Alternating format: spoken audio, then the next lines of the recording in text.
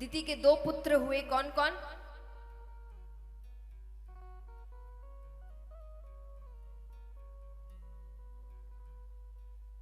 हिरणाक्ष और हिरण्यकश्यप। हिरणाक्ष का वध भगवान ने वराह अवतार में किया। हिरण्यकश्यप अपनी भाई की मृत्यु का बदला लेना चाहते हैं। उनका विवाह कयादु नामक कन्या से हुआ, जिनसे उनको पुत्र हुआ प्रहलाद।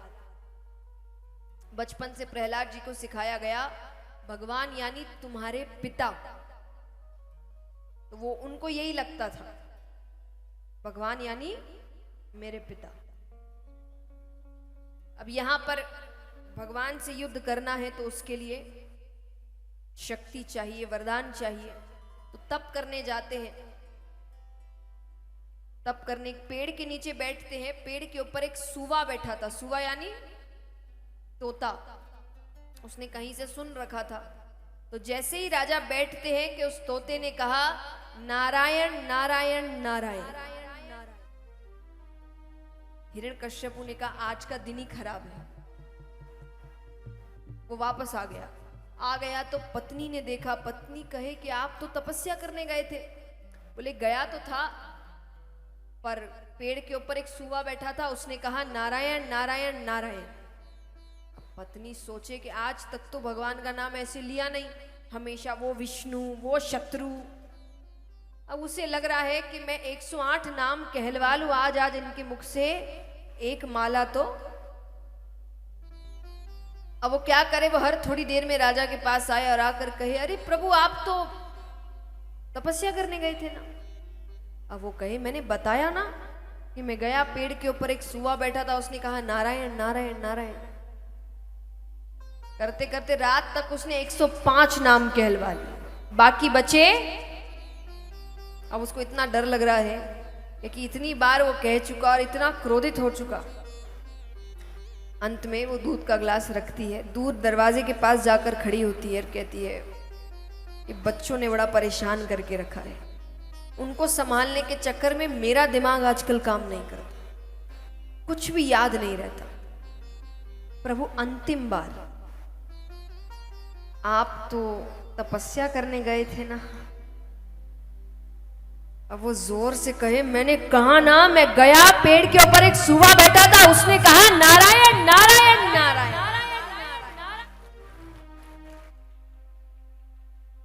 अब वो कहे अब याद रहेगा। पर फिर वो दूसरे दिन तपस्या करने जाते हैं। काफी समय तक तपस्या करते हैं, ब्रह्मा जी को प्रसन्न करते हैं। ब्रह्मा जी प्रकट होते हैं। क्या चाहिए वरदान में? ब्रह्मा जी से कहा उसने कि मुझे अमरता का वरदान दीजिए। ब्रह्मा जी कहे अमरता का वरदान मेरे बस का, ये वरदान केवल विष्णु भगवान दे सकते हैं। कुछ और मांगना है तो बताओ। तो उसने क्या क्या मांगा? वो कहता है 12 महीने होते हैं, 12 महीने में से किसी महीने में ना मरूं, ना दिन में मरूं ना रात में मरूं, ना घर के अंदर मरूं ना घर के बाहर मरूं, ना नर से मरूं ना पशु से मरूं, ना अस्त्र से मरूं ना शस्त्र से मरूं, ब्रह्मा की बनाई हुई सृष्टि में किसी से ना मरूं। ब्रह्मा जी ने कहा तथास्तु। अब ये तो अमरता ही हो गया। जब कोई समय नहीं मार सकता, कोई व्यक्ति नहीं मार सकता, पशु नहीं मार सकता, ये मरे कैसे फिर? अब वो अपने राज्य वापस आए। यहां प्रहलाद जी थोड़े बड़े हुए। अब एक दिन प्रहलाद जी खेलते खेलते राजमहल से बाहर जाते हैं तो एक कुमारिन का घर मिलता है। वो कुमारिन रो रही थी। तो प्रहलाद जी अंदर जाते। प्रहलाद जी ने कहा क्या हुआ है, तुम क्यों रो रही हो? वो कहे मैंने बिल्ली के 2 बच्चे पाले थे, मुझे पता नहीं कब वो इस मिट्टी के पात्र में छिपकर बैठ गए और मैंने इसको आग पर चढ़ा दिया और उसने कई हांडियां चाहे, उसे ये भी नहीं पता कि उनमें से किसमें वो है। तो वो कहे कि मैंने भगवान पर छोड़ दिया, मैं भगवान से प्रार्थना कर रही हूं कि वो रक्षा करे। प्रहलाद जी कहे इसमें से रोने की क्या बात है, मुझे बता दो, मैं भगवान से क्या आता हूं। वो कहे राजकुमार आप भगवान को जानते हैं? जानता हूं, मैं उनके साथ रहता हूं, मेरे पिता तो भगवान है। वो कुमारिन कहे अपने आप को भगवान कह देने से कोई भगवान नहीं बन जाता। अरे भगवान तो वो परम पिता परमेश्वर है। अब कोई भी अच्छा बेटा अपने पिता के खिलाफ तो कुछ सुनेगा नहीं। प्रहलाद जी ने तलवार निकाल ली। प्रहलाद जी कहे मैं अपने भगवान को दिखा सकता हूं, तुम्हारे भगवान है तो सामने आने को कहो। ये लीला है, देखिए भगवान दर्शन देंगे नहीं तो वो भक्त बनेगा कैसे।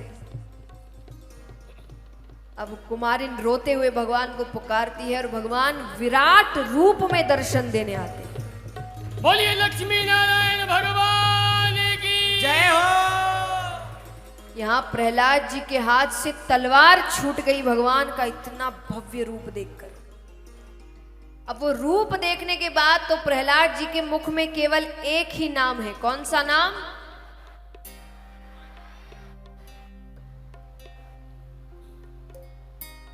श्रीमन नारायण नारायण हरि हरि। श्रीमन भजमन नारायण नारायण हरि हरि। भजमन तेरी लीला सबसे न्यारी न्यारी हरि हरि। तेरी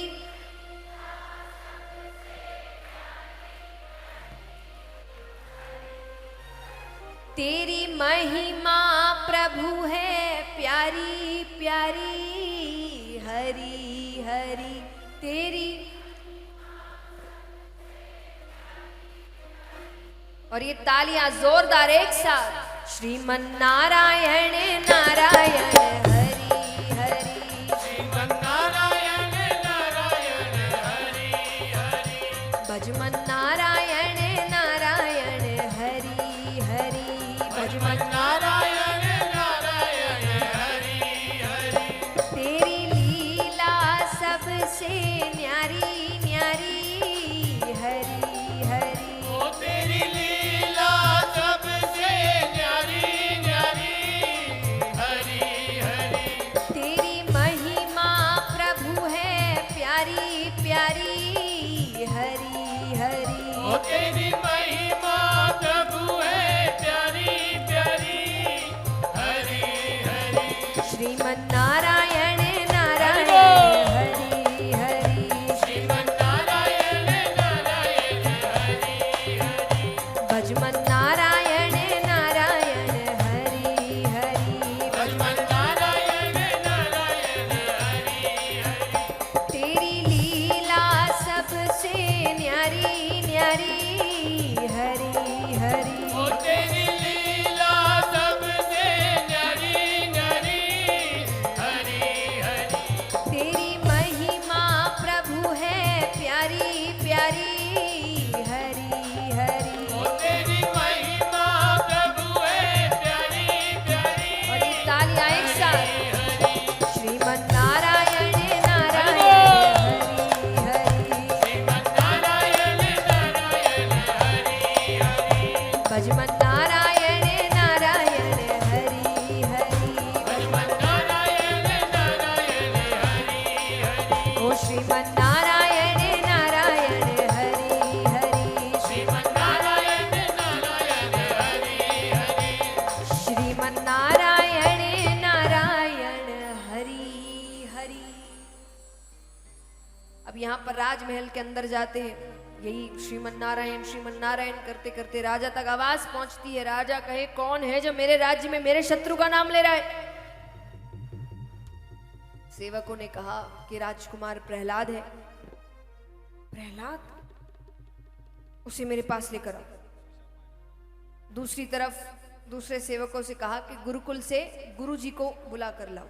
गुरुजी कौन? हमारे आपके गुरु नहीं। अब जैसे जो राजा होते थे तो उनके लिए द्रोणाचार्य इत्यादि गुरु उनको अच्छी शिक्षा देने के लिए थे। अब राक्षसों के लिए भी तो कोई होना चाहिए, तो राक्षसों के बच्चों के लिए भी गुरु होते थे। उनको वो राक्षसी विद्या सिखाते थे, दैत्यों की विद्या सिखाते थे। तो उस तरीके के गुरु, उनको निमंत्रण भेजा, बुलाया उनको। अब प्रहलाद जी को बैठाते हैं, वो कहे कि पुत्र किसका नाम ले रहे हो? प्रहलाद जी कहे कि मैं भगवान का नाम ले रहा हूं। अरे मैंने तुमको बताया ना, भगवान यानी तुम्हारे पिता। अब वो कहे नहीं, भगवान तो एक ही है, श्री हरि, केवल श्री हरि। यहाँ पे इतने में गुरु जी आते हैं, तो कहते हैं कि प्रहलाद को लेकर जाओ और इसको समझाओ कि भगवान यानी इसके पिता, राक्षसी विद्या सिखाओ। ठीक है, लेकर जाते हैं गुरुकुल। अब सब बच्चों को बैठाते हैं। सबसे गुरुजी ने कहा कि कहो हिरण्यकश्यपु नमो नमः, हिरण्यकश्यपु नमो नमः। बच्चे कहने लगे, इतने में बीच से एक आवाज आती है, नहीं, कहो जय श्री हरि। गुरुजी कहते हम किसी हरि को नहीं जानते। अब जैसे ही कहा हम किसी हरि को नहीं जानते, यहां गुरुजी की तबीयत होने लगती है खराब। अब उनको पीड़ा हो रही, कभी कहीं पीड़ा हो, कभी कहीं दर्द हो, कभी कुछ हो रहा है। अब वो औषधियां मंगा रहे हैं, वैद्य को बुलाया जा रहा है, हर कोशिश कर रहे हैं, पर उनकी पीड़ा खत्म नहीं हो रही। अब यहाँ दवाइयां काम करते तो कहते ना कि अब दवाएं नहीं, अब दुआएं असर करेंगी। तो यानी भगवान की प्रार्थना। तब वो अपने भगवान को पुकारा, वो कहे हिरण्यकश्यपु नमो नमः, हिरण्यकश्यपु नमो नमः। अब वो जैसे जैसे हिरण्यकश्यपु नमो नमः कहे, उसका दर्द और बढ़ जाए। अब यहाँ प्रहलाद जी कहते कि आपने सारी कोशिश कर ली, अब एक बार कहकर देखिए जय श्री हरि। अब वो कहे हम हरि को नहीं जानते, और दर्द बढ़ जाए। मानो भगवान कोई बटन लेके बैठे हो, जैसे ही कहे हरि को नहीं जानते, उसको तकलीफ हो रही है। प्रहलाद जी कहे आप एक बार कह कर तो देखिए, अगर नहीं ठीक हुआ तो आप कभी नाम मत लेना। अब उसको इतनी पीड़ा हो रही है कि अब उसको लग रहा है कि भाई छोड़ो, वो जिसका नाम कह रहा है ले लेते। तो कहने लगे जय श्री हरि।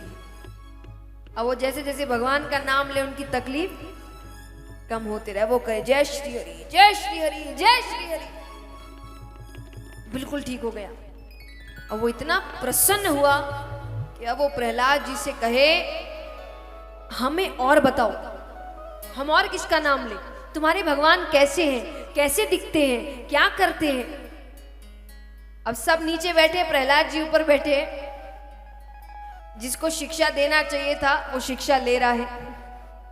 प्रहलाद जी बता रहे हैं कि भगवान कैसे हैं।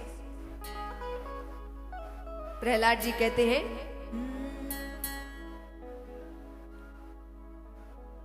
ओ अपना हरि है हजार हाथ वाला, ओ दीन दयाला हरि है हजार हाथ वाला। मैं कहता डंके की चोट पर,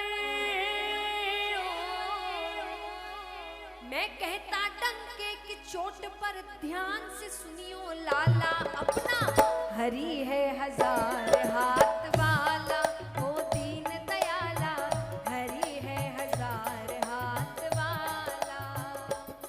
अब यहाँ पर हिरण्यकश्यपु सेवकों को भेजते कि जाकर देखो प्रहलाद ठीक से सीख रहा है कि नहीं। सेवक आकर कहते प्रभु सीख नहीं रहा है, सिखा रहा है।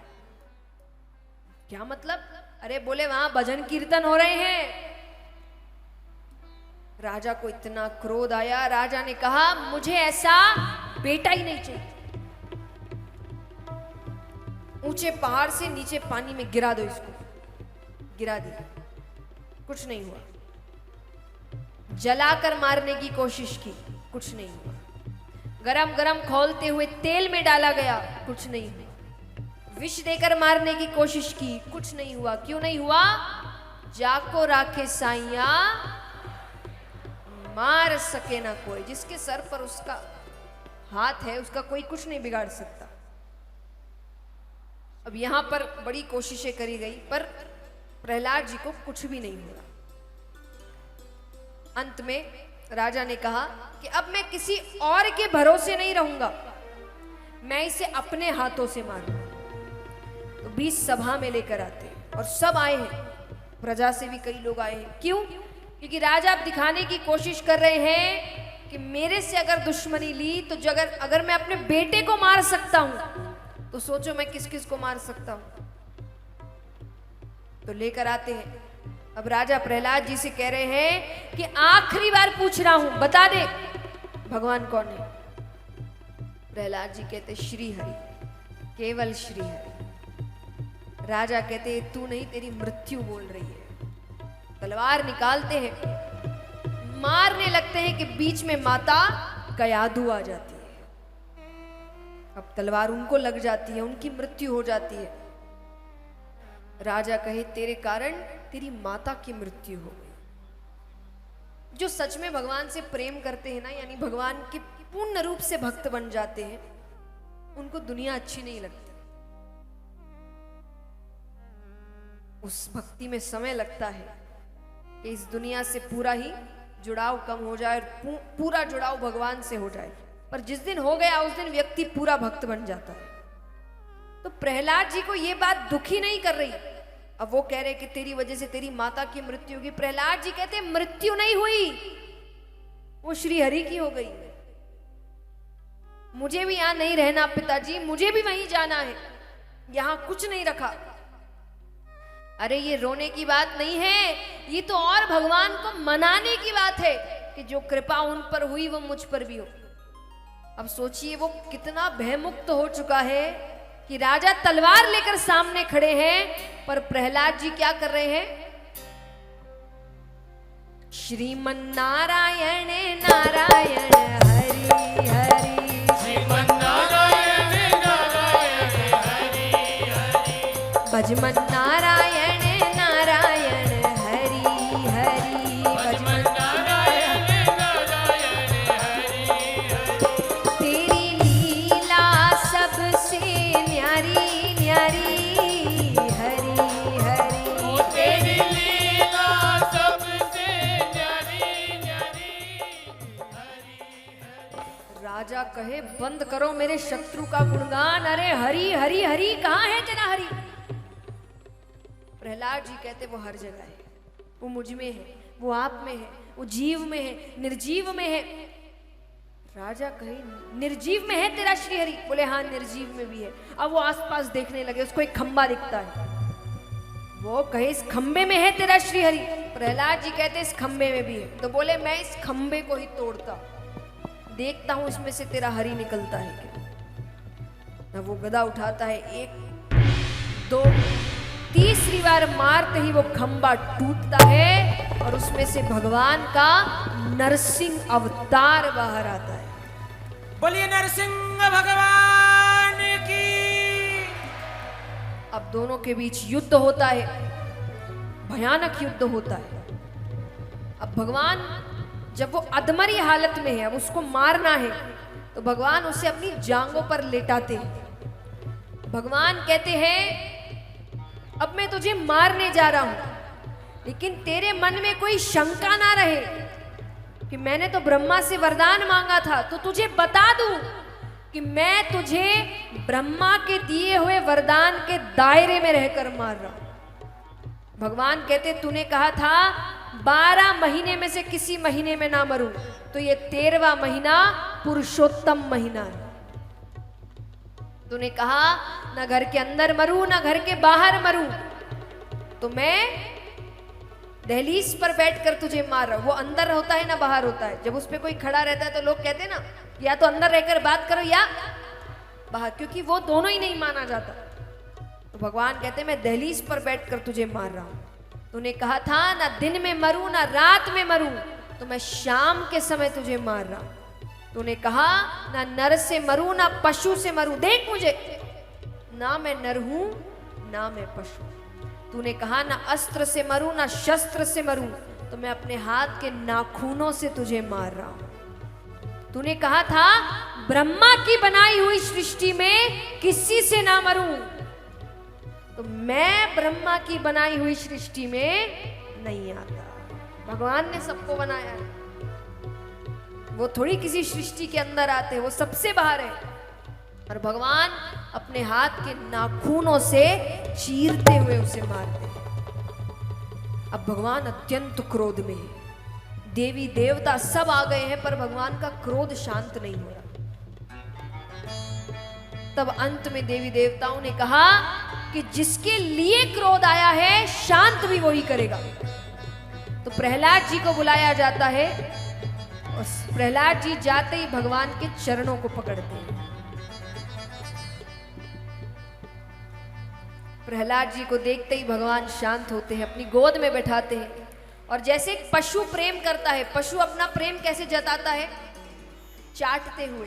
तो भगवान एक पशु की तरह चाटते हुए उसे प्रेम कर रहे हैं।